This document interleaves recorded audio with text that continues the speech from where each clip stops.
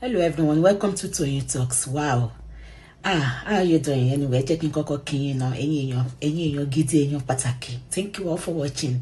Thank you for following us. And if you're new here, we say you welcome. Thank you for joining us.